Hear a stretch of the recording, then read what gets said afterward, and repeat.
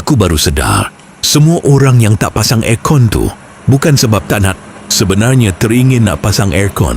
Tapi bila fikir bil elektrik dan komitmen lain, terus pendam je. Sekarang ni musim panas dia memang lain macam. Duduk diam pun badan boleh melekit. Aku ingat badan aku je pelik. Rupanya ramai alami benda sama setiap kali cuaca macam sekarang. Jadi hari-hari kita tahan panas walaupun dalam rumah sendiri pun tak selesa. Sebab tu bila aku jumpa kipas jenis turbo ni, aku terus cuba tanpa letak expectation tinggi. Dalam kepala aku cuma satu, kalau boleh bagi rasa kurang melekit pun dah cukup.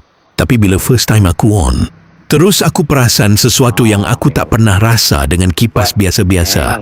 Angin dia bukan jenis lembut yang hilang tengah jalan. Dia terus kena badan. Macam ada tekanan yang betul-betul tolak rasa panas keluar. Dalam beberapa saat je, badan yang tadi rasa melekit mula berubah. Dari rasa berlengas, terus jadi lebih kering dan ringan. Yang paling ketara, aku tak perlu tunggu lama untuk rasa selesa. Selalunya dengan kipas biasa, kau kena duduk lama baru rasa sikit perubahan. Tapi dengan kipas ni, dia bagi efek cepat. Itu yang buat aku rasa benda ni memang praktikal untuk cuaca sekarang. Bila siang panas terik, aku terus guna kelajuan paling tinggi. Memang terus rasa lega. Macam ada angin kuat yang bantu sejukkan badan. Walaupun cuaca luar masih panas. Bila malam pula, aku turunkan sikit speed dia.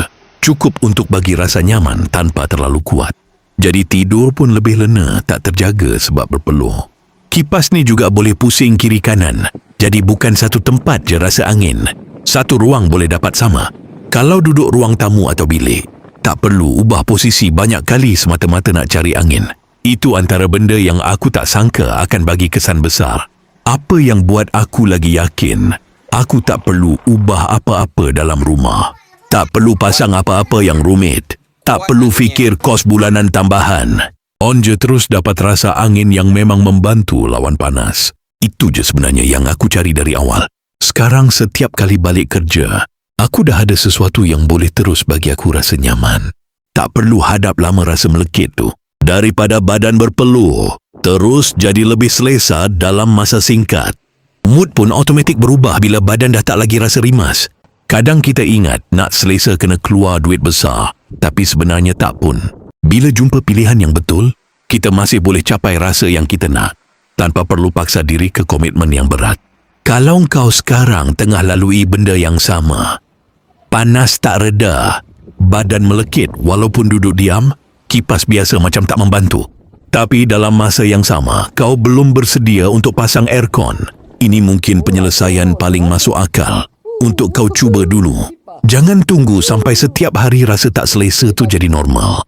Segera check out sekarang dan rasai sendiri macam mana angin yang betul-betul kena badan boleh ubah cara kau hadap panas setiap hari.